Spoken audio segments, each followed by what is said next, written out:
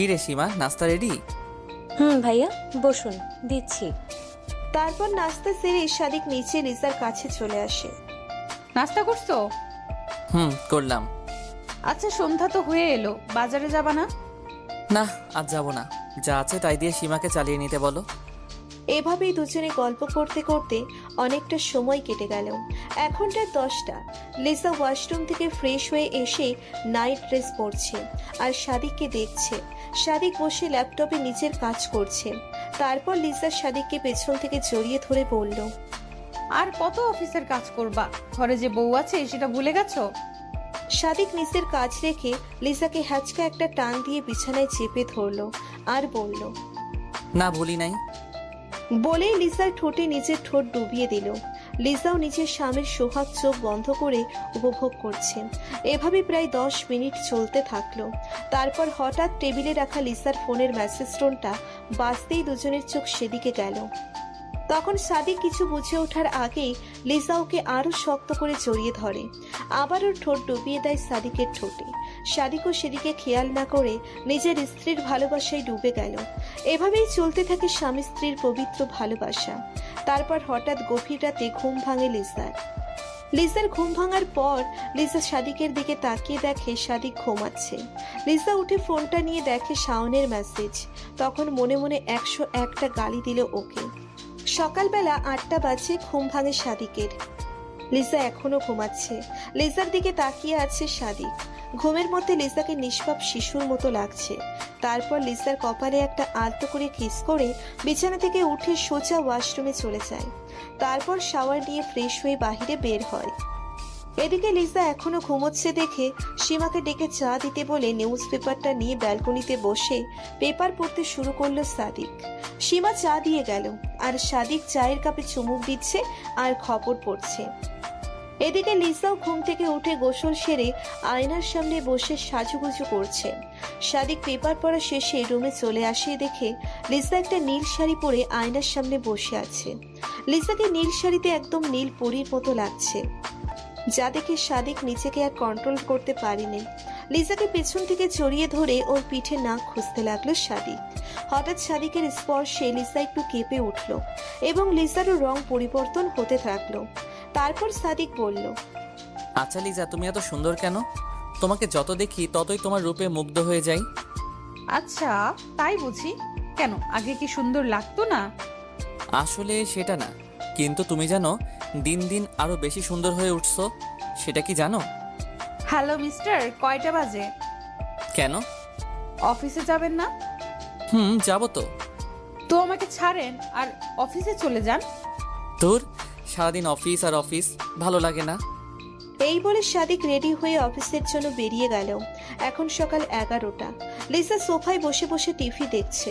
হঠাৎ করে এমন সময় নিলয়ের ফোন।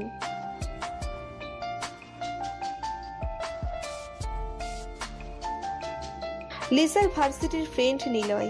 লিজা তো ফোনটা হাতে নিয়ে অবাক। নিলয় আমাকে ফোন করেছে। তারপর তাড়াহুড়ো করে রিসিভ করলো লিজা। হ্যালো, কেমন আছো নিলয়? ভালো, তুমি?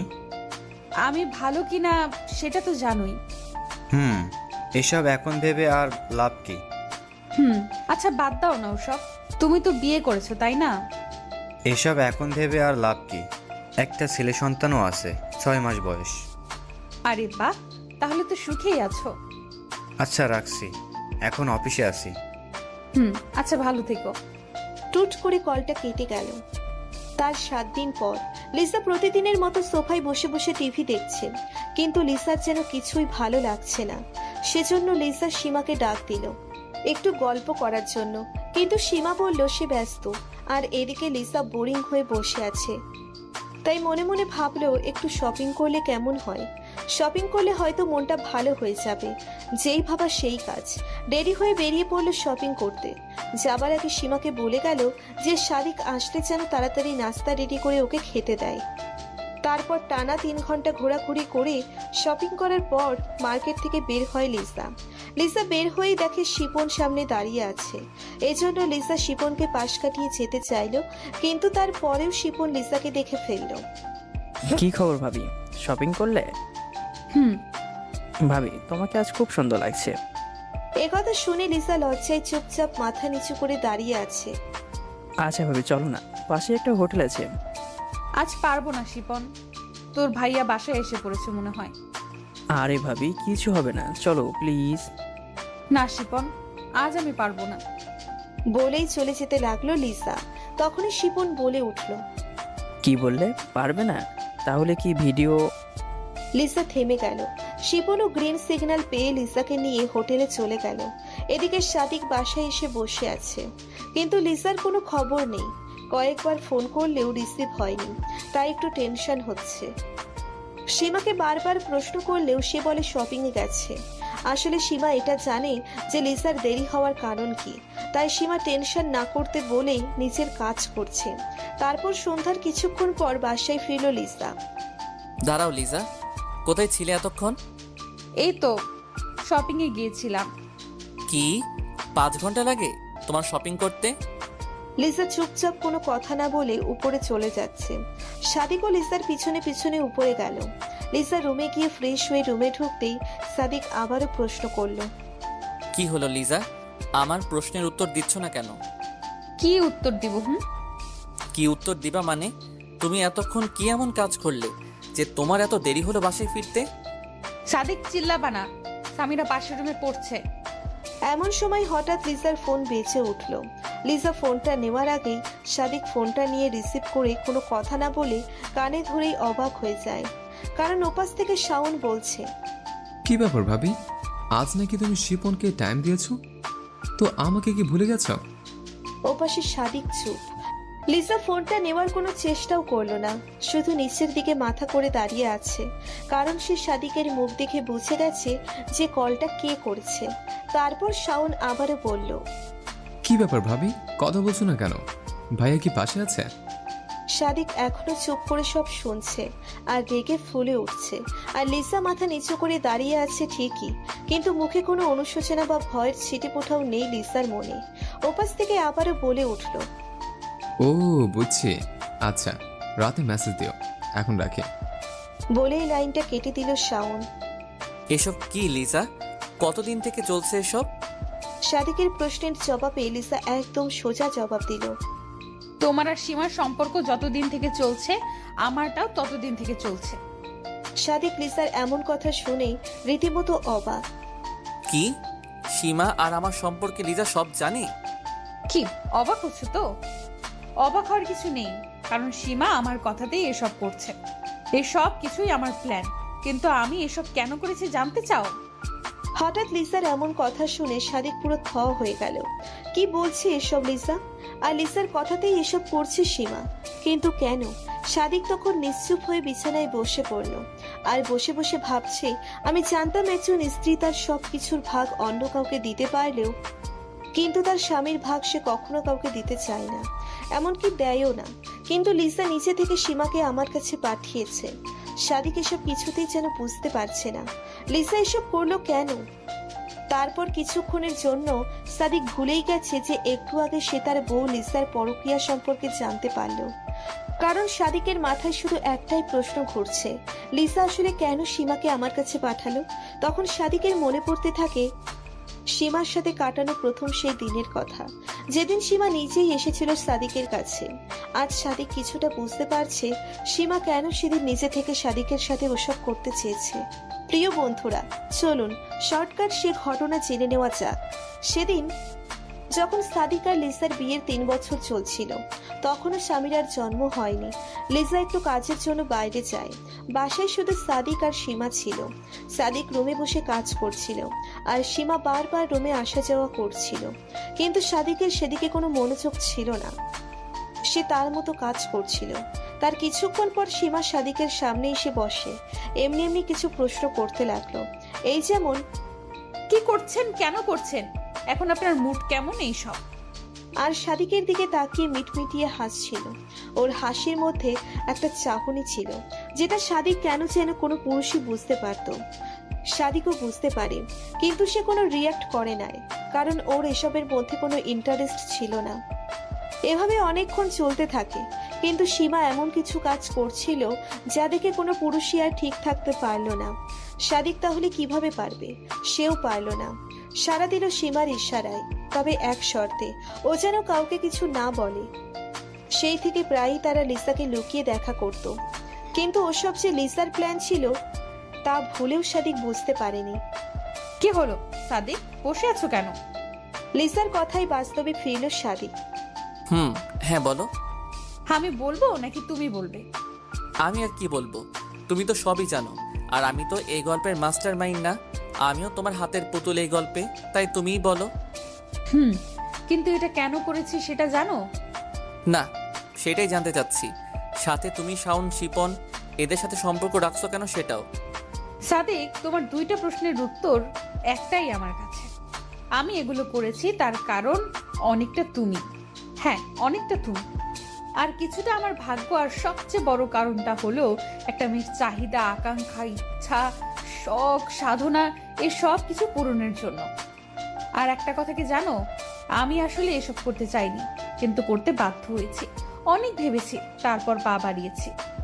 এদিকে সাদিক লিসার কথা যতই শুনছে ততই যেন অবাক হচ্ছে। কি বলছো এসব লিজা? তুমি বাধ্য হয়ে করেছো মানে? আমি কি তোমাকে কখনো অপূর্ণ রেখেছি?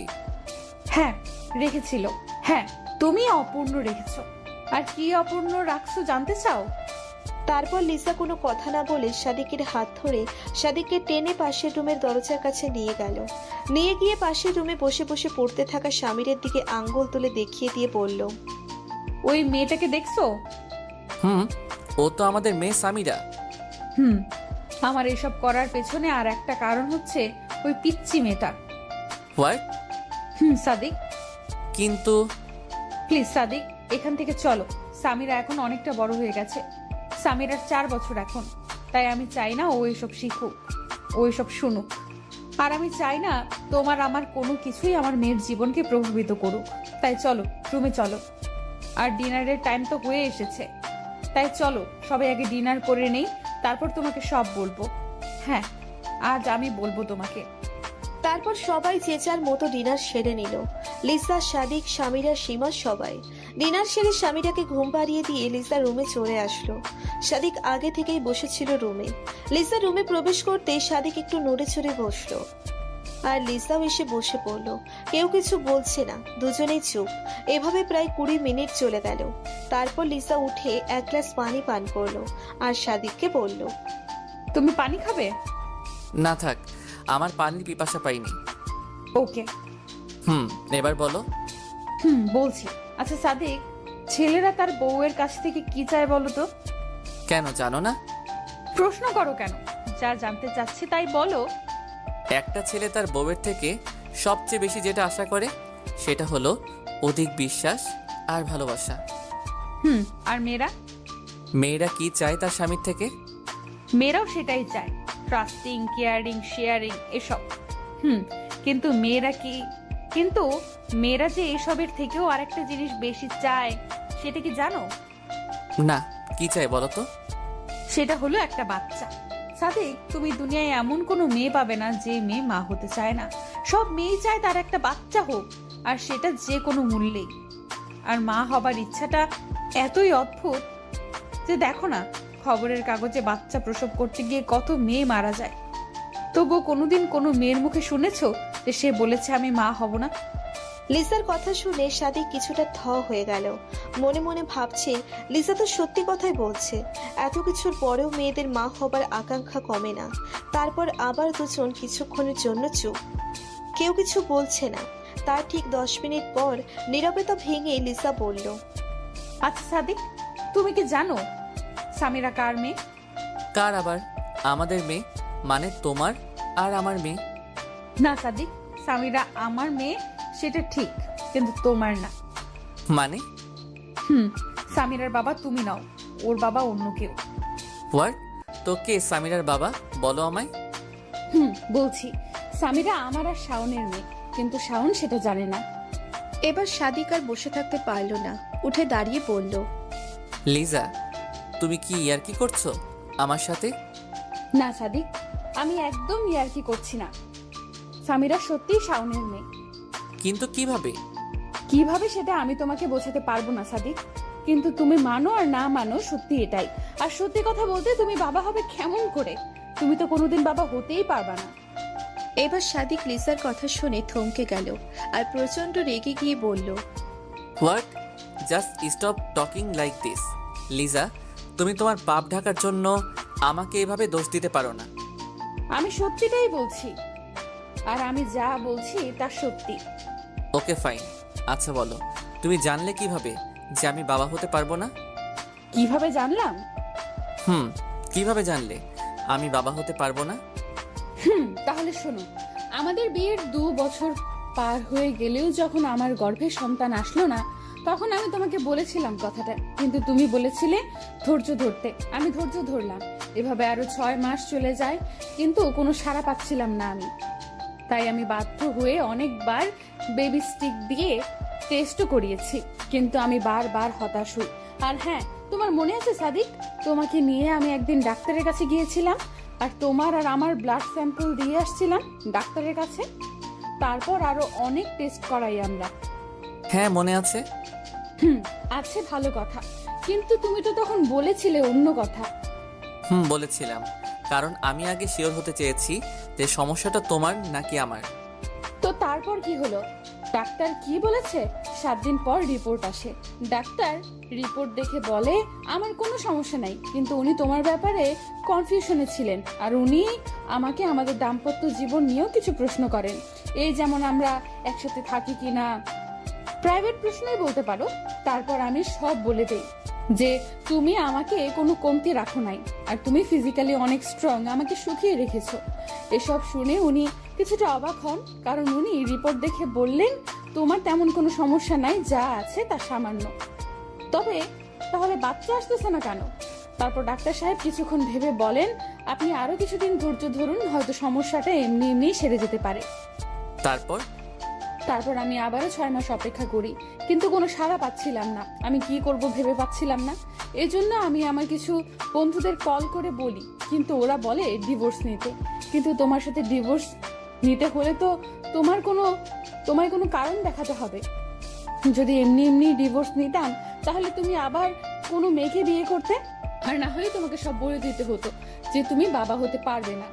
এতদিন থেকে আমরা সংসার করে বুঝেছি তোমার মতো স্বামী সবার কপালে জোটে না। তুমি আমার সব চাহিদা মিটিয়েছো, সব চাওয়া পূরণ করেছো, আর আমি তোমাকে ভালোভাবেই চিনি। তুমি এসব জানার পর অফিসের কাজকর্ম সব ছেড়ে দিতে। তোমার প্রতি এতটা মায়া পড়ে গেছে যে তোমাকে এভাবে ছাড়তে ইচ্ছে করছিল না, আবার আমার ইচ্ছারও কোরবানি দিতে পারবো না। এমন সময় একদিন সীমা আসে আমার রুমে চা দিতে। এসে কিছুক্ষণ দাঁড়িয়ে থাকার পর মাথা ঘুরে পড়ে যায়। তখন তুমি অফিসে ছিলে। আমি তাড়াতাড়ি করে উঠে ওকে ধরি।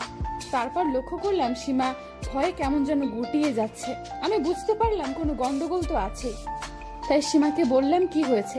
ও প্রথমে না বললেও পরে বললো ও অন্তঃসত্ত্বা।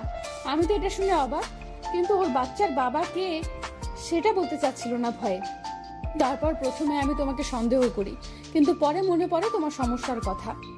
তাই ওকে এটা সেটা ভয় ভীতি দেখিয়ে জানতে পারলাম ওর সন্তানের বাবা শাওন। এ কথা শুনে আমি পুরো থ হয়ে যাই। এরা আমার বাসায় এসব করছে আর আমি জানি না। যাই হোক, সেদিন রাতে আমি আর ঘুমাতে পারলাম না, কি করব এই টেনশনে। তারপর হঠাৎ মাথায় একটা বুদ্ধি আসলো। মনে মনে ভাবলাম আমাকে যে করেই হোক মা হতে হবে। যেহেতু তুমি সেটা পারবে না, তাই ভাবলাম সীমা এবং শাওনকে ব্যবহার করব। পরের দিন শাওনকে ফোন দিতে যাব, তখনই শাওন নিজে থেকে আমাকে ফোন করে আর একটা সমস্যায় পড়েছে বলে আমার কাছে হেল্প চায়। আমার আর বোঝার বাকি ছিল না সমস্যাটা আসলে কি, তাই ওকে বাসায় আসতে বলি। কিছুক্ষণ পর শাওন চলে আসে। তারপর ও বলার আগেই আমি ওকে সব বলি, আর এও বলি যে আমি ওকে হেল্প করব, কিন্তু একটা শর্তে। আমি শাওনকে বলি তোমাকে হেল্প করতে পারি, কিন্তু আমার একটা শর্ত আছে। তারপর শাওন আগে পিছে না ভেবে বলে ঠিক আছে ভাবি, তুমি যা বলবা তাই করব, কিন্তু আমাকে বাঁচাও প্লিজ। এবার বলো কি করতে হবে, বল তোকে কিভাবে সাহায্য করতে পারি। যদিও লিসা জানে লিসাকে কি বলবে শাওন। ভাবি, সীমার পেটের বাচ্চাটা নষ্ট করতে হবে। ভাবি আমি ওকে বিয়ে করতে পারবো না, আর সীমাও রাজি নষ্ট করতে। সীমা জানে সব। আমরা দুজনে শুধু নিজেদের চাহিদা মিটিয়েছে, কিন্তু ভুলবশত বাচ্চাটা চলে এসেছে। আর সীমা জানে না কিভাবে অ্যাবর্শন করতে হয় বা কি কি করতে হয়। তুমি শুধু ওকে একটু হেল্প করবা, ডাক্তারের কাছে নিয়ে যাবো প্লিজ? ও এই কথা, আচ্ছা আমি দেখছি, তুই যা এখন, আমি সীমার সাথে কথা বলে দেখি। আচ্ছা ভাবি, ঠিক আছে। বলেই চলে গেল শাওন। তারপর আমি কিছুক্ষণ পর সীমার সাথে কথা বলি এবং সীমাও দেখলাম রাজি বাচ্চা নষ্ট করতে, কারণ সীমা জানে শাওন সীমাকে কখনো বিয়ে করবে না। আর সবচেয়ে বড় কথা হচ্ছে শাওনের মতো সীমার মুখেও একই কথা, চাহিদা মেটানো। ওরা দুজন শুধু নিজেদের চাহিদা মিটিয়েছে, আর যেহেতু ওরা এই বাচ্চাটাকে নিয়ে চিন্তিত, সেহেতু আমি সেটারই ফায়দা নিলাম। আমি সীমাকেও বললাম যে হেল্প করব, কিন্তু শর্ত আছে। এবার শাওনের মতো সীমাও শর্তে রাজি। আমি যেন যা করতে চাচ্ছি সবই হচ্ছিল। তারপর কি করলে? তারপর আর কি, সীমার অ্যাবর্শন করালাম এবং আমি সীমার সুস্থ হবার অপেক্ষা করতে লাগলাম। তারপর কিছুদিন পর বুঝতে পারলাম সীমা এখন সম্পূর্ণ সুস্থ। তাই প্রথমে সীমাকে শর্তের কথা বলি। ওকে বলি যে আমার শর্ত হলো তোকে আর তোর স্যারের সাথে ফিজিক্যাল সম্পর্ক করতে হবে। কথাটা শুনে ও প্রথমে একটু চমকে যায়, কারণ ও কোনো মেয়ে এই কথা বলতে পারে। সীমা হয়তো সেটা এক্সপেক্ট করে নাই এবং কল্পনাও করতে পারে নাই। তাই কোনো স্ত্রী যে তার স্বামীর ভাগ অন্য কাউকে দেবে সেটা তার ধারণার বাইরে ছিল। সো সীমা যেহেতু কথা দিয়েছিল তাই রাজি না হয়ে পারেনি। তো বন্ধুরা, এতক্ষণ ধরে গল্পটি শুনেছো। গল্পটি তোমাদের কাছে কেমন লাগছে? যদি গল্পটি ভালো লেগে থাকে এবং এ ধরনের গল্প আরও শুনতে পছন্দ করো, তাহলে এক্ষুনি নিচে থাকা সাবস্ক্রাইব বাটনটি টিপে আমাদের পরিবারের একজন সদস্য হয়ে যাও এবং গল্পটি কন্টিনিউ করো। আর হ্যাঁ, একটি সুন্দর কমেন্ট করতে কিন্তু ভুলবে না। এবং আমি জানতাম ও রাজি হবে, কারণ যে মেয়ে নিজের ইচ্ছায় শাওনের সাথে ফিজিক্যাল রিলেশন করতে পারে, আর যাই হোক ও শারীরিক চাহিদা অনেক। আচ্ছা, কিন্তু শাওনকে রাজি করালে কিভাবে? আমি জানি ও খুব ভালো ছেলে। কি ভালো ছেলে? তোমার মামাতো ভাই হচ্ছে 1 নাম্বার লুচ্চা, বুড়ি থেকে ছেড়ি কাউকে ছাড়ে নাই। আর যে ছেলে কাজের মেয়ের সাথে ওসব করে সে আবার ভালো হয় কিভাবে? আর ও আমাকে কতবার লাইন মেরেছে তুমি জানো? আর আমি জানতাম শাওন আমাকে পছন্দ করে। আমাকে কাছে পাওয়া মানে শাওনের চাঁদ হাতে পাওয়ার মতো ছিল। আমি শুধু একদিন ওকে ইশারা করছি মাত্র, আর তাতেই কাজ হয়ে যায়। আর এইভাবেই শুরু তোমার ও আমার অন্য কারোর সাথে সহবাস। তুমি তো সীমার সাথে ভালোই কাটাতে, তাই আমি কোথায় যাই কি করি এইসবের খুব একটা খেয়াল রাখুনি। রাতে তো দুজনকেই ভালোই সামাল দিতে তুমি। আচ্ছা, বুঝলাম। তাহলে শিপনকে তোমার প্রয়োজন হলো কেন? শিবনকে আমার কোনো প্রয়োজন হয়নি, বরং আমিও প্রয়োজন হয়ে যাই। মানে? বললাম না, তোমার কাজিন শাওন 1 নাম্বারের লুচ্চা, ওর জন্যই আমার শিপনকেও খুশি করতে হয়। আমি ঠিক বুঝলাম না লিজা। বুঝো নাই? তাহলে শোনো বলছি। আমার প্ল্যান ছিল আমি যখন বুঝতে পারবো যে আমি অন্তঃসত্ত্বা, তখন আমি শাওনের সাথে সব রকম যোগাযোগ বন্ধ করে দিব এবং সীমাকেও বলবো চলে যেতে আমার বাড়ি থেকে। আমার প্ল্যান বাচ্চা পেটে আসলে সব শেষ। আর সব কিছু আমার প্ল্যান মতোই চলতে থাকলো। কিন্তু একদিন আমি সকালে বসে চা খাচ্ছিলাম, হঠাৎ তখন আমার বমি বমি ভাব হয়। আমি তাড়াতাড়ি করে ওয়াশরুমে চলে যাই, কিন্তু বমি হয় না। তারপর ওয়াশরুম থেকে আসতেই মাথা ঘুরে পড়ে যাই, আর তারপর দুপুরে হুঁশ ফেরে। আমার হুঁশ ফেরার পর সীমার কাছে জানতে পারি আমি নাকি ফ্লোরে পড়েছিলাম। ও এসে তুলে আমাকে, তারপর আমার সব মনে পড়ে। আর আমি তাড়াতাড়ি করে বাথরুমে গিয়ে বেবি স্টিক দিয়ে টেস্ট করি, দেখলাম পজিটিভ। সেদিন আমি অনেক খুশি হয়েছিলাম, কারণ অনেক কষ্টের পর আমি দেখা পেলাম সেই দিনে, যে দিনের জন্য আমি এতটা অপেক্ষা করেছি। তারপর সেদিন রাতে আমি তোমাকে কথাটা বলি, আর তুমিও অনেক খুশি হও। কিন্তু তুমি এটা জানতে না এটা তোমার সন্তান নয় যে আমার পেটে বড় হচ্ছে। আর সেদিন তোমার খুশি দেখে মনে হয়েছিল আমি কোনো পাপ করিনি, কোনো অন্যায় করিনি। সাদিক, মানুষ তো চাহিদা মেটাতে গিয়ে খুনও করে। সে কি মেনে নেয় যে সে অন্যায় করেছে? নেয় না, কারণ সে ভাবে সে সেটাই ঠিক করছে যেটা করেছে। তোমার কাছেও তাই মনে হয়েছে? আচ্ছা, যাই হোক, তারপর বলো। তারপর শাওনকে বলে দেই যে আমি এখন অন্তঃসত্ত্বা, তাই তোর সাথে দেখা করতে পারবো না। কিন্তু আমি ওকে এটা বলিনি যে আমার পেটে সন্তান ওর, কারণ আমি সামিরাকে তোমার পরিচয়ে বড় করতে চেয়েছিলাম। আর যখন সীমাকে তাড়িয়ে দেব ভাবলাম, তখনই মনে পড়লো এখন আমি তো বেশি কাজ করতে পারবো না, তাই একজনকে আমাদের প্রয়োজন, তাই সীমাকেও রেখে দিলাম। তারপর সামিরার জন্ম হলো। তুমি আমি দুজনেই অনেক খুশি আর অনেক আনন্দ করে চলে আসি। আমাদের এই ছোট্ট ফ্ল্যাটটাতে। তারপর সামিরার যখন 1 বছর পূর্ণ হলো, তখন কিছুদিন পর হঠাৎ একদিন শাওন আমাকে ফোন করলো। আর আমি শাওনকে সোজা বলে দিই আমি ওর সব করতে পারবো না। কিন্তু শাওন অনেক রিকোয়েস্ট করে শেষবারের জন্য দেখা করতে। আমি ওর না করলাম না। দেখা করতে হোটেলে চলে যাই, আর গিয়ে দেখি শাওন বসে আছে। আমাকে দেখে ও উঠে আসে আর এক টানে আমাকে ওর বুকে টেনে নেয়। তারপর ওর চাহিদা মেটানোর পর আমি যখন ক্লান্ত হয়ে শুয়ে আছি, এমন সময় শিপন ঢুকলো রুমে। আমি তো শিপনকে দেখে অবাক হয়ে বিছানার চাদর টেনে নিজেকে কোনো রকম ভাবে ঢেকে নেই, আর শাওনের দিকে তাকিয়ে দেখি ও হাসছে। তারপর আমি অবাক হয়ে শাওনকে প্রশ্ন করলাম, শাওন, শিপন এখানে কেন? তারপর শাওন হেসে উত্তর দিল। ভাবি, ওরও চাহিদা একটাই। কথাটা বলেই শাওন বিছানা থেকে উঠে গেল। আমি উঠতে পারছি না লজ্জায়, কারণ আমার শরীরে কোনো কাপড় ছিল না, তাই বিছানায় বসে আছি। এই সময় শিপন বিছানায় বসতে বসতে বলল, কি ভাবি, আমাকে পছন্দ হয়নি? তারপর আমি শিপনকে অনুরোধ করলাম যেন আমাকে ছেড়ে দেয়, কিন্তু শিপন কোনো কথা না বলে ওয়াশরুমে চলে যায়। আর আমি এই ফাঁকে কাপড় পরে নিই। শিপন ওয়াশরুম থেকে ফিরে এসে দেখে আমি কাপড় পরছি। তারপর আমার কাপড় পরা দেখে শিপন বলল, ভাবি, আর কি ইচ্ছে নাই করার? তারপর লিজা তাদের অনুরোধের সুরে বলল। কেন এমন করছিস তোরা আমার সাথে? তারপর শিপন বলল, ভাবি, তুমি ভাইয়াকে ঠকিয়ে শাওনকে খুশি করতে পারো, আর আমি কি দোষ করেছি শুনি? তারপর লিসা শিপনের কোনো কথা না শুনে ওখান থেকে চলে আসতেই কিন্তু শিপন পিছন থেকে লিসার হাত টেনে ধরে আর একটা টান দিয়ে ওর বুকে চেপে ধরে বলে, এত সহজ ভাবি এখান থেকে চলে যাওয়া যায়?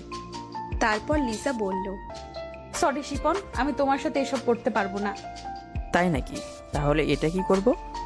একটা ভিডিও দেখিয়ে আমি ভিডিওটা দেখার সাথে সাথে আমার পায়ের নিচ থেকে মাটি সরে যায়, কারণ ভিডিওটা ছিল আমার আর শাওনের। এমন মুহূর্তে আমি কি বলবো কিছু বুঝতে পারছিলাম না। আমি জানতাম শাওন বাজে ছেলে, কিন্তু এতটা বাজে সেটা বুঝিনি। লিসা কাঁদছে আর বলছে।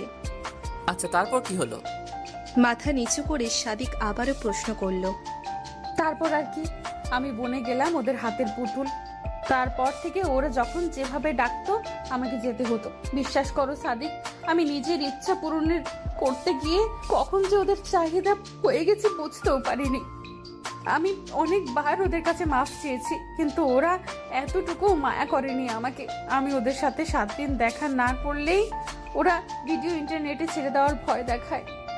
সাদিক এই মুহূর্তে কি বলবে ঠিক বুঝতে পারছে না। এমন সময় টেবিলে রাখা ঘড়িতে চোখ পড়ল সাদিকের। সাদিক ঘড়ির দিকে তাকিয়ে দেখে রাত 11টা বেজে গেছে।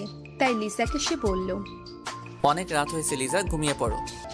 লিসা সাদিকের কথা শুনে পুতুলের মতো বসে আছে, আর কোনো কথা বলছে না। তারপর সাদিক আবারও বলল, কি হলো, ঘুমাবে না? বলেই উঠে জানালার পর্দাটা ঢেকে দিতে গেল, আর পর্দাটা টেনে দিয়ে এসে শুয়ে পড়ল সাদিক। তারপর সাদিক শুয়ে শুয়ে ভাবছে, কি আমি বাবা হবার ক্ষমতা রাখি না? আমি বাবা হতে অক্ষম? সামিরা আমার মেয়ে না? না না, আমি এটা মানি না, কোনো দিনও মানব না। সামিরা আমারই মেয়ে, আর আমি সামিরার বাবা। আমি সামিরাকে ছাড়া থাকতে পারবো না। আর কি বিশ্বাস আছে যে লিজা সব সত্যি বলছে? এটাও তো হতে পারে লিজা তার পাপ ঢাকার জন্য আমার দোষ দিচ্ছে। না, লিজাকে আর বিশ্বাস করা যাবে না। এসব ভাবতে ভাবতে রাত গভীর হয়ে গেল, কিন্তু সাদিকের ঘুম আসছে না। তারপর হঠাৎ সাদিক বুঝতে পারল কেউ ওর পায়ের কাছে বসে আছে, পা ধরে আছে। সাদিক তাকিয়ে দেখে এটা আর কেউ না, লিসা। লিজা, আমার পা ছাড়ো। সাদিক, তুমি আমাকে মাফ করতে পারবে না? লিজা, রাত অনেক হয়েছে, এখন উঠো আর ঘুমিয়ে পড়ো। আগামীকাল কথা হবে, এখন আমার পা ছাড়ো। না সাদিক, তুমি না বলা পর্যন্ত আমি তোমার পা ছাড়বো না। লিজা প্লিজ, পাগলামি করো না। না, আমি পাগলামো করছি না। সাদিক প্লিজ, আমার জন্য না হলেও সামিরার জন্য হলেও তুমি আমাকে ক্ষমা করে দাও। লিজা ঘুমাও এখন, আর আমি সবকিছুই ছেড়ে দেব। অন্য কোথাও চলে যাব, আমি অনেক দূরে। নেবে না আমায় সাদিক তোমার সাথে? লিজা, এখন এসব বলার সময় নয়, ঘুমিয়ে পড়ো। বলেই পা ছাড়িয়ে নিয়ে ঘুমিয়ে পড়ল সাদিক। সকাল ঠিক 8টা বাজে ঘুম ভাঙে সাদিকের। সাদিক বিছানা থেকে উঠে দেখে লিসা সোফায় ঘুমাচ্ছে। ঘুমের মধ্যে অনেক সুন্দর লাগছে লিসাকে, একদম নিষ্পাপ শিশুর মতো। তারপর টাওয়েলটা নিয়ে সাদিক ওয়াশরুমে চলে গেল। সাদিক শাওয়ার নিয়ে বেরিয়ে দেখে লিসাও ঘুম থেকে উঠে পড়েছে। তারপর সাদিক লিসাকে কিছু না বলেই চলে গেল ব্রেকফাস্ট করতে। ব্রেকফাস্ট সেরে অফিস যাবে, তখনই লিসা পেছন থেকে ডাক দিল।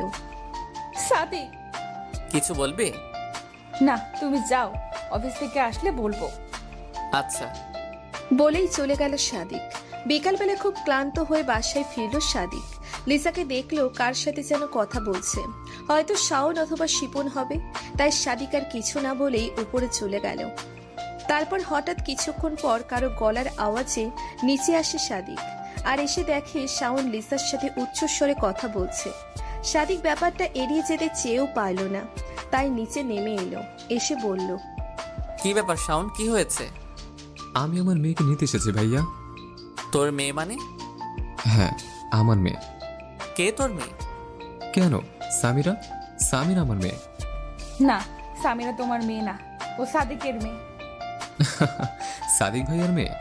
উনি তো বাবাই হতে পারবে না, তাহলে মেয়ে কোথা থেকে আসবে?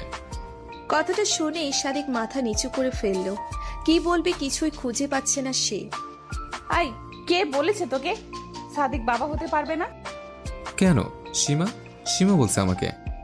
হঠাৎ শাওনের উত্তর শুনে সাদিক আর লিসা দুজনেই অবাক, কারণ এই বিষয়টা শুধু সাদিক আর লিসাই জানে। তাহলে সীমা কি করে জানলো? এটা কি করে সম্ভব?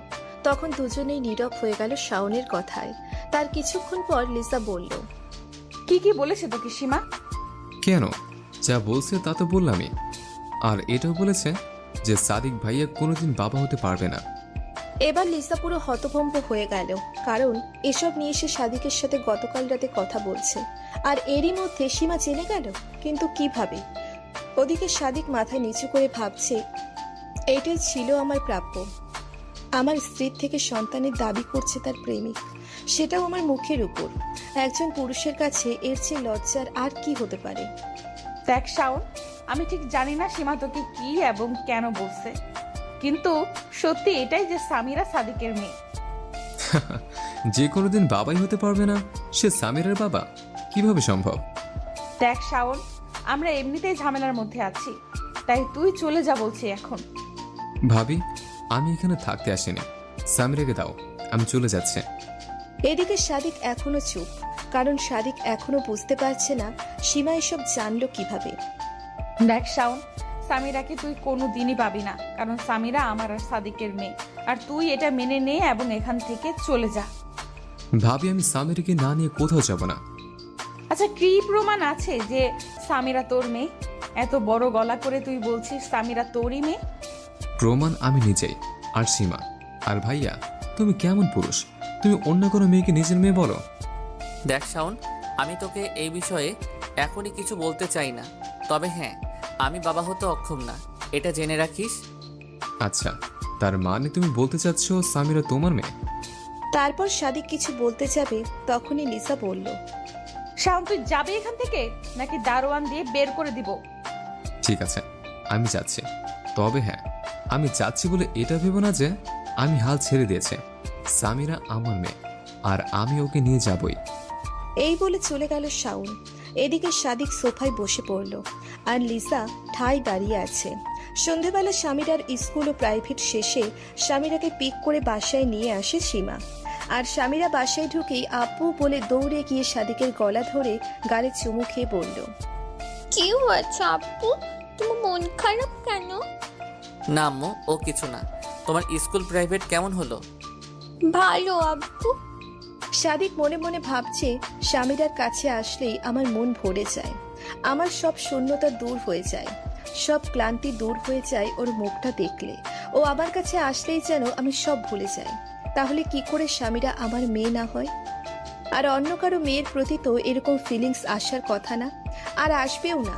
ওদিকে সীমা এবং লিসা দুজনেই দাঁড়িয়ে থেকে সাদিক আর সামিরাকে দেখছিল। তারপর লিসা বলল, সীমা, এদিকে আয়। জি ভাবি, বলেন। আম্মু, তুমি তোমার আব্বুর সাথে উপরে যাও, আমি আসতেছি, কেমন? সাদিকও বুঝতে পারলো লিসা কি মিন করছে, তাই ও সামিরাকে নিয়ে উপরে চলে যায়। এবার বল সীমা, আমি তো কি ক্ষতি করেছি যার জন্য তুই আমার এত বড় ক্ষতি করতে চাচ্ছিস? একটু অবাক হয়ে সীমা বলল, ক্ষতি মানে? দেখ সীমা, এখন ন্যাকা সাজার চেষ্টা করিস না। তুই শাওনকে কি জন্য বলেছিস যে শাওন সামিরার বাবা? ভাবি, আপনি কি বলছেন এসব? আপনি ঠিক আছেন তো? পানি খাবেন নাকি ভাইয়া কিছু বলেছে? দেখ সীমা, আমি জানি তুই গভীর জলের মাছ, আর তুই আর শাওন মিলে নিশ্চয়ই কিছু একটা করছিস। সেটা এতদিনে না বুঝলেও আজ আমি হাড়ে হাড়ে টের পাচ্ছি। কিন্তু আমাকে শুধু এটা বল, তুই সব করছিস কেন? কেন আমার সংসারটা ভাঙতে চাচ্ছিস? আর হ্যাঁ, আমি জানি আসল দোষটা আমার, আমি দোষী। আমি শাওনের কাছে গিয়েছিলাম নিজের চাহিদা মেটানোর জন্য, কিন্তু সেটার সাথে সামিরার সম্পর্ক কি? আর এসব আমি সাদিকের সাথে প্রায় সব কিছু ঠিক করে নিয়েছিলাম। আমি জানতাম সাদিক আর যাই করুক না কেন আমাদের কখনো ছেড়ে যাবে না, এই বিশ্বাসটা আমার ছিল।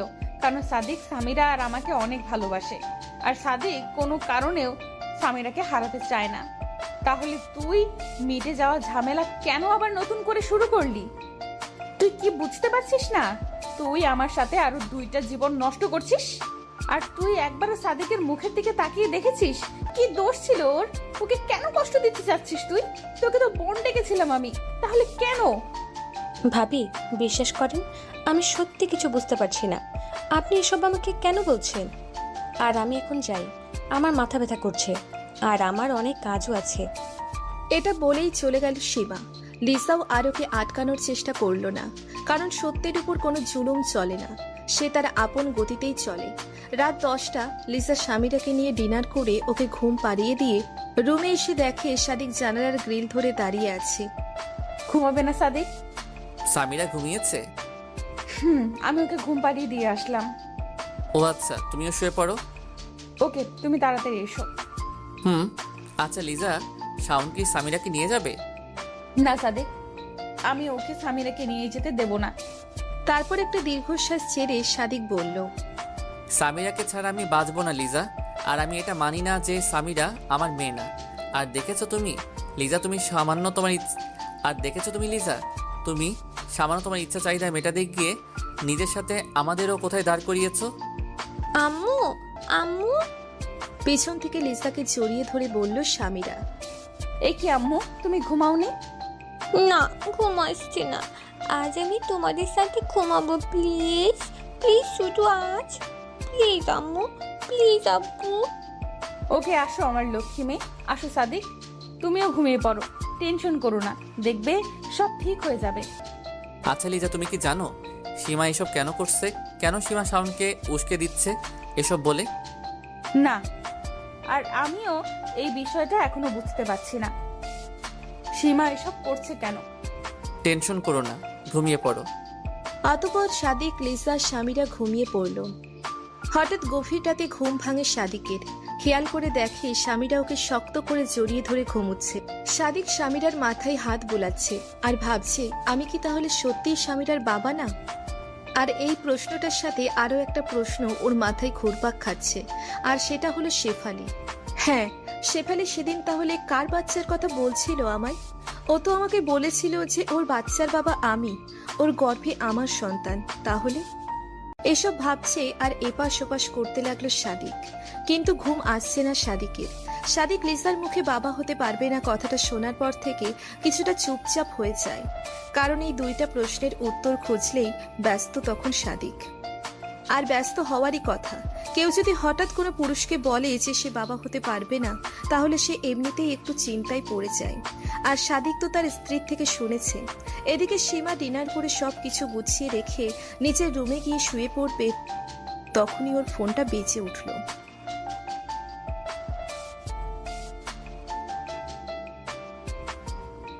তারপর সীমা মোবাইল হাতে নিয়ে দেখে শাওনের কল।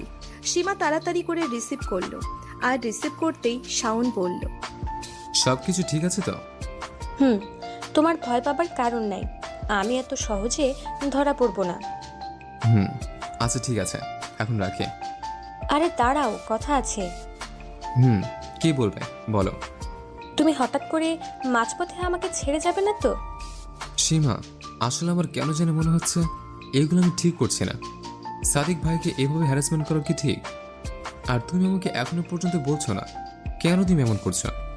কেন তুমি এমন করছো সাদিক ভাই এবং ওদের সবার সাথে? আমাকে আর কিছুদিন সময় দাও। আর হ্যাঁ, আমি তোমাকে যেভাবে যেভাবে বলেছি তুমি ঠিক সেভাবেই করবে, ওকে? আর তারপর তোমার কাজ প্রায় শেষ। হ্যালো শাওন,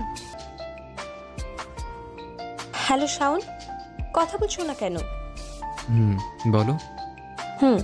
যা বলেছি সেটা কাল করবে, ঠিক আছে? আমি আর পারবো না সীমা। পারবো না বললে তো হবে না শাওন। তোমার সাথে আমার ডিল হয়েছে, আর তার জন্য তুমি আমাকে যা যা বলছো আমি সবটাই করছি। টাকা পয়সা এমনকি নিজের দেহ পর্যন্ত দিয়েছি তোমাকে। আর তোমাকে তোমার ক্রাশ লিজাকেও ভোগ করার রাস্তা তৈরি করে দিয়েছি। শাওন, তোমার জন্য আমি এত কিছু করেছি, আর তুমি কিনা এখন বলছো পারবে না? প্লিজ সীমা। এখন প্লিজ বলে লাভ নেই শাওন, তোমাকে তোমার কাজ করতেই হবে। আর আমি যেটা বললাম সেটা আগামীকাল করবে। এখন রাখছি। সব বলবো শাওন, বলেই কলটা কেটে দিল সীমা। পরের দিন সকালবেলা সাদিক প্রতিদিনের মতো অফিস চলে গেল। এদিকে সীমার কথা মতো শাওন লিসার বাসায় হাজির। শাওনকে দেখে লিসা রেগে গিয়ে বলল, কেন এসেছিস শাওন তুই? ভাবি তুমি ভালো করেই জানো আমি কেন এসেছে। হ্যাঁ আমি জানি, কিন্তু এটা জানি না তুই হঠাৎ করে এসব করছিস কেন। আমি তো তোকে বলছি সামিরা তোর মেয়ে না। দেখো ভাবি, আমি এসব শোনার জন্য আসিনি। সামিরা আমার মেয়ে, আর তুমি নিজের ইচ্ছা যদি না দাও তাহলে আমি পুলিশে কমপ্লেন করব, আর প্রয়োজন হলে ডিএনএ টেস্টও করাবো। কি বললি তুই শাওন? তুই পুলিশের ভয় দেখাচ্ছিস, টেস্টের ভয় দেখাচ্ছিস? কারণ তোমরা আমার মেয়েকে আটকিয়ে রাখছো। ঠিক আছে, তুই যা ইচ্ছা কর, দেখবো পুলিশ কি করতে পারে, কি করে আমার থেকে সামিরাকে নিয়ে যায়। ভাবি তাহলে তুমি সামিরাকে দিবা না? না, দেব না। ঠিক আছে। বলেই ডাকি মুড নিয়ে চলে গেল শাওন। এদিকে লিসা হতাশ হয়ে বসে পড়ল সোফায়, আর মনে মনে ভাবছে কি করতে গিয়ে কি করে ফেললাম। নিজের দেহের বিনিময়ে যাকে পেয়েছি তাকে এখন হারাতে হবে বলে মনে হয়। কারণ লিসা খুব ভালো করেই জানে যে সামিরা সাদিকের নয়, সামিরা শাওনের মেয়ে। বিকালবেলা সাদিক ক্লান্ত হয়ে বাসায় ফেরে। সাদিককে ক্লান্ত দেখে সীমা বলল, ভাইয়া ফ্রেশ হয়ে আসেন, আমি নাস্তা রেডি করছি। সাদিক সীমার দিকে সন্দেহের নজরে তাকালো, কিন্তু কোনো প্রমাণ না থাকায় কিছু বলতে পারল না। রাত 10টা। প্রতিদিনের মতো যে যার মতো ডিনার সেরে ঘুমিয়ে পড়ল। সীমা ডিনার করে ঘুমানোর আগে শাওনকে ফোন করলো।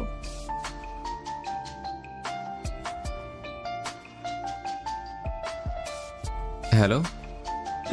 গুড শাওন, আজ কিন্তু ফাটিয়ে দিয়েছো। তুমি আজ চাইলে হাসতে পারো। না সীমা, পারবো না। ও মা, তাই নাকি? চাঁদ আজ কোন দিকে দিয়ে উঠেছে? হ্যাঁ, যে ছেলে ছুরি থেকে বুড়ি কাউকে ছাড়ে না, সে আজ বলছে পারবে না। সরি সীমা, আজ নিজেকে খুব অপরাধী মনে হচ্ছে। নিজের শারীরিক চাহিদা মেটানোর নেশায় আমি অনেক নিচে নেমে গেছে। প্লিজ আমাকে মুক্তি দাও সীমা। তুমি চাইলে এখন আর সেটা সম্ভব না শাওন, কারণ তুমি এখন পুরোপুরি ফেসে গেছো। ও পাশে শাওন চুপ। কি হলো শাওন, কথা বলো।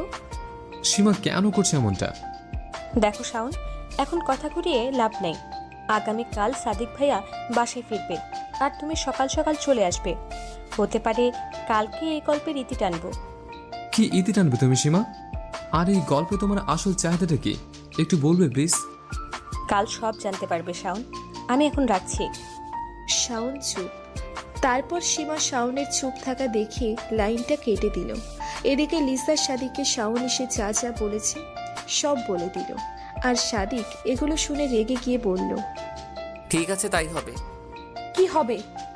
আমি ডিএনএ টেস্টই করাবো। কিন্তু সাদিক। কোনো কিন্তু নয় লিজা, আমি আর এই টানাপোড়েনের মধ্যে থাকতে চাই না। তাই আমাকেও এই বিষয়টা ক্লিয়ার হতে হবে। কারণ তুমি যতই বলো না কেন, আমি এটা মানতে পারবো না যে আমি বাবা হতে পারবো না। তাই আমি নিজেই এই টেস্ট করাবো। পরের দিন সকালবেলা শাওন আবারও আসলো সাদিকের বাসায়। শাওনকে দেখেই সাদিক বলল, চল শাওন, আজ তুই যা চাইবি তাই হবে। কিন্তু ভাইয়া, আজ আমি তোমাকে কিছু বলতে চাই। এখন আর কোনো কথা নয় শাওন, আজ আমারও প্রুফ চাই, চল।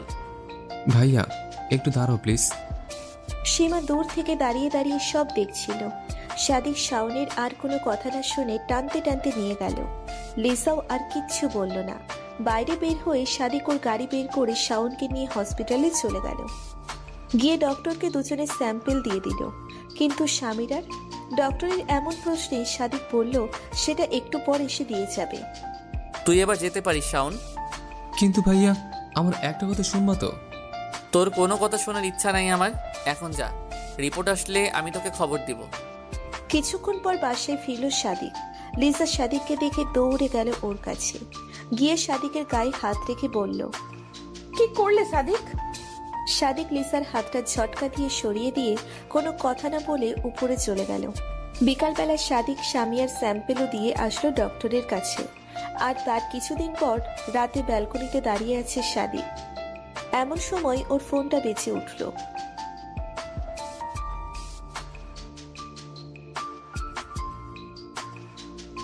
ফোনটা হাতে নিয়ে দেখে ডক্টরের কল। রিসিভ করলো সাদিক। হ্যালো, জি স্যার, বলুন। আপনার রিপোর্ট চলে এসেছে, আগামীকাল যে কোনো সময় এসে নিয়ে যাবেন। তারপর সাদিক কলটা কেটে দিল। বুকের ভেতর দুরু করেছে। কি হবে যদি রিপোর্টে এটা আসে যে স্বামীরা শাওনের মেয়ে? কি করে মুখ দেখাবে? তারপর সাদিক নিজেকে শক্ত করে নিয়ে বলল, যা হবার হবে, কিন্তু এই যন্ত্রণার হাত থেকে তো মুক্তি পাবো। এদিকে শাওনও কিছুটা চিন্তায়, মনে মনে ভাবছে সীমার পাল্লায় পড়ে খুব বড় ভুল করে ফেলেছে। এসব ভাবতেই শাওনের মোবাইলটা বেঁচে উঠল।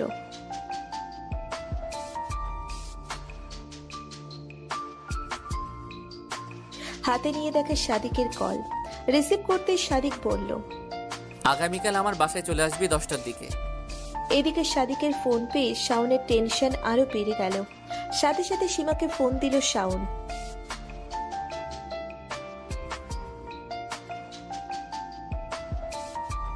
হ্যালো সীমা। বলো।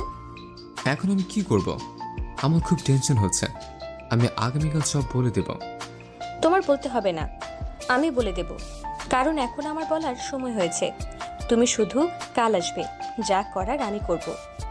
পরের দিন সকালবেলা সাদিক অফিসে না গিয়ে হসপিটাল থেকে রিপোর্ট আনতে চলে গেল। তারপর রিপোর্ট নিয়ে বাসায় চলে আসে সাদিক। এসে দেখে লিসা, শাওন, সীমা সবাই বসে আছে। আর সাদিকের হাতে রিপোর্ট দেখে লিসার বুক কেঁপে উঠল, কারণ সে শিওর যে রিপোর্টে নিশ্চয়ই সাদিকের জায়গায় শাওনের নাম আছে।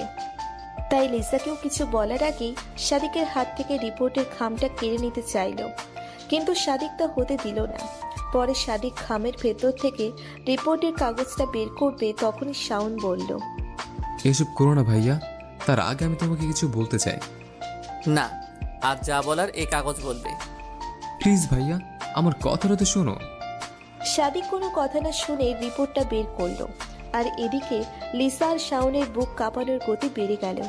লিসা লজ্জায় মাথা নিচু করে রইল, আর শাওনও কিচ্ছু বলছে না। তারপর সাদিক রিপোর্টটা বের করলো, আর বের করে দেখে নীরব হয়ে দাঁড়িয়ে আছে। সাদিক কিছুক্ষণ দাঁড়িয়ে থাকার পর আস্তে আস্তে বসে পড়ল। আর সাদিকের এমন অবস্থা দেখে লিসা দৌড়ে এসে সাদিককে ধরল, সাথে শাওনও।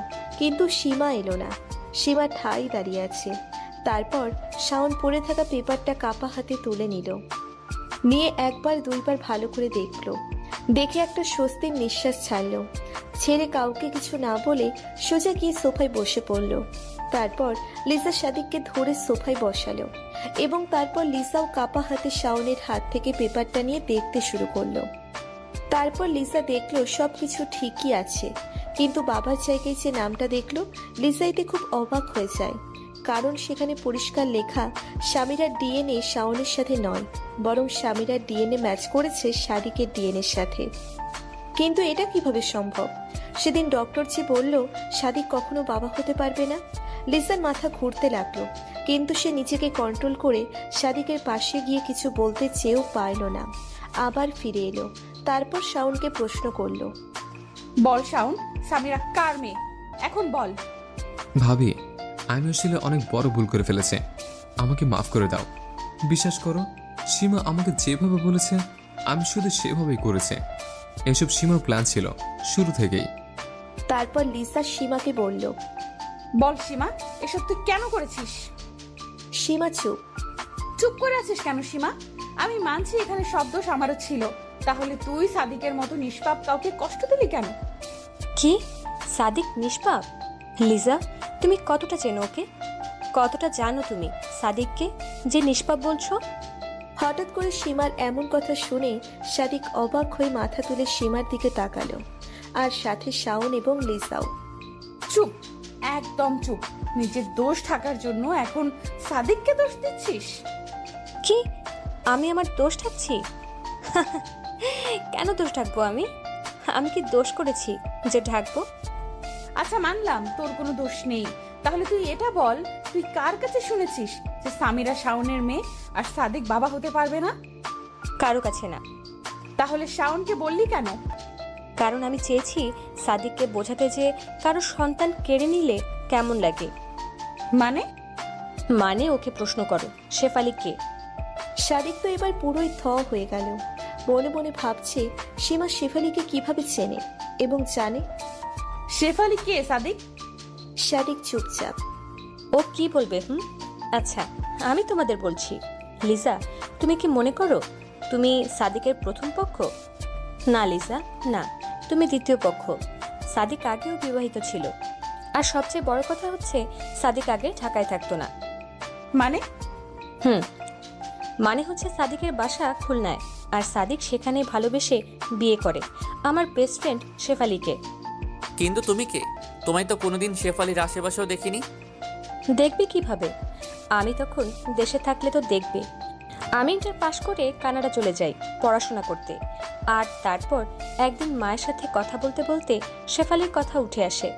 তখন আমি মায়ের কাছে শুনি শেফালির বিয়ে হয়েছে, আর সেটাও অনেক আগে। আর আমি যখন ওর সাথে কথা বলার জন্য নম্বর চাই, তখন মা হু হু করে কেঁদে দেয়।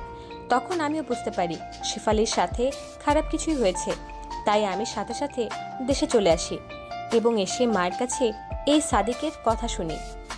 মা আমাকে বলেছে সাদিক ভালোবেসে বিয়ে করেছিল শেফালিকে, আর যখন ওদের বিয়ের 2 বছর, তখন শেফালি বুঝতে পারে সে প্রেগনেন্ট। আর সেটা ওকে বলার পর এই কুত্তা আসল রূপ দেখাতে শুরু করে। মেয়েটা সকাল দুপুর রাত কোনো সময় বাকি রাখেনি যে এই কুত্তা ওকে মারেনি। আর এই কুত্তা বলতো শেফালির বাচ্চাটা নাকি জারদ সন্তান ছিল, এ নাকি ওর বাচ্চার বাবা ছিল না, তাই বাচ্চাটা নষ্ট করতে বলতো ওকে। কারণ এ বলেছিল এ নাকি শেফালিকে বিয়ে করেছে শুধু শারীরিক চাহিদা মেটানোর জন্য। শেফালিকে নাকি কখনো স্ত্রীর মর্যাদা দিতে পারবে না। কিন্তু শেফালি ওর বাচ্চা নষ্ট করতে চাইছিল না। শেফালি এর থেকে মুক্তি চেয়েছিল, আর চাইছিল ওর বাচ্চাকে পৃথিবীর আলো দেখাতে। ও শুধু মুক্তি চেয়েছিল ওর কাছে, স্বামীর অধিকারও নয়, শুধু মুক্তি।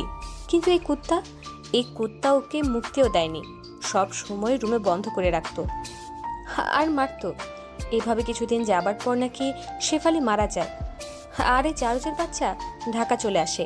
আমি মায়ের মুখে এসব শুনে সারাদিন কেঁদেছি। কিন্তু পরে ভাবলাম আমি কেন কাঁদছি? কাঁদবে তো এই কুত্তার বাচ্চা। তাই খুলনা থেকে সব প্ল্যান করি, তারপর ঢাকা চলে আসি। এসে শুনি এ আবার বিয়ে করেছে, তাই অনেক কষ্টে তোমাদের বাসা খুঁজে পাই। তারপর তোমাদের বাসায় চাকরানির কাজটা নেই, আর তারপর শুরু করি আমার কাজ। তোমাকে শাওনের সাথে মিথ্যা নাটক করে লাগিয়ে দেই, কারণ আমার প্ল্যান ছিল ফাঁকা বাসায় এই জারজটাকে খুন করব। কিন্তু পরে ভাবি ওকে খুন করে কি হবে? খুন করলে যদি এর মতো মানুষরূপী জানোয়ারগুলো ভালো হতো, তাহলে একে রাস্তার উপর কুপিয়ে খুন করতাম। কিন্তু সেটা তো আর হবে না, তাই একে এভাবে শাস্তি দিতে চেয়েছিলাম। আর শাওনের সাথে আমার কোনো সম্পর্ক ছিল না, সব ছিল আমার প্ল্যানের অংশ মাত্র। কিন্তু আমি কেন প্রেগনেন্ট হলাম না? আর ওই ডাক্তার যে বলল? তুমি প্রেগনেন্ট হওনি, কারণ আমি তোমাকে নিয়মিত পিল দিতাম চায়ের সাথে। আর ওই ডাক্তারও আমার দুলাভাই ছিল। দুলাভাই আমার কথাতেই তোমাকে এসব বলেছিল। তাহলে শাওনকে কিভাবে হাতে নিলে? শাওনের মতো মেয়ে খেকোদের হাতে নিতে সময় লাগে নাকি? আর লিজা, তুমি হয়তো জানো না, শাওন তোমার লোভে এসব করতে রাজি হয়ে যায়, যদিও শাওন আগে পুরোটা জানতো না। শাওন অবাক হয়ে বসে আছে, কোনো কথা বলল না। এমন সময় সাদিকের বাসার সামনে একটা গাড়ির হর্ন শুনতে পায় সবাই, আর তখনই সীমা বলে ওঠে, আমার চলে যাবার সময় হয়েছে, আমি আসি। আর হ্যাঁ সাদিক, পারলে আমায় ক্ষমা করে দিও আর নিজেকে শুধরে নিও। শাওন, তুমিও। আসি আমি। বলেই চলে গেল সীমা। সীমার পিছনে পিছনে শাওনও চলে গেল। আর সাদিক লিসা বসে আছে। সাদিক মনে মনে ভাবছে এই চাহিদা ইচ্ছে জিনিসটা আসলেই বড় অদ্ভুত। সৎ ইচ্ছে বা চাহিদা হলে আপনি হবেন সাকসেস, আর যদি অসৎ ইচ্ছা হয় তাহলে আপনাকে এমন জায়গায় নিয়ে গিয়ে দাঁড় করাবে যা আপনি কখনো কল্পনাও করতে পারবেন না। আর এই গল্পে সবাই একটু হলেও দোষী। এখানে সাদিক লিসাকে বা লিসা সাদিককে কেউ কারো দিকে আঙ্গুল তুলে বলতে পারবে না তুমি দোষী। সব চরিত্রেরই একটা না একটা চাহিদা ছিল। তবে লিসা নিজেকে ভেবেছে যে সে এই গল্পের রচয়িতা, কিন্তু লিসাকেও অবাক করে দিয়ে সীমা প্রমাণ করেছে যে মানুষ যেটা ভাবে সেটা সবসময় ঠিক হয় না। সীমার এ কেমন প্রতিশোধ, যেখানে ও নিজেকে এভাবে বিলিয়ে দিল? আর লিজার এই কেমন মা হওয়ার তীব্র ইচ্ছা, যেখানে পর পুরুষের সঙ্গে অবৈধ সম্পর্ক চালিয়ে গেল বছরের পর বছর। গল্পটা তো সবাই শুনলেন, এইবার নিজেদের অপিনিয়ন দিবেন। নতুন নতুন গল্প শুনতে আমাদের চ্যানেলটি সাবস্ক্রাইব করে বেল বাটনে ক্লিক করুন।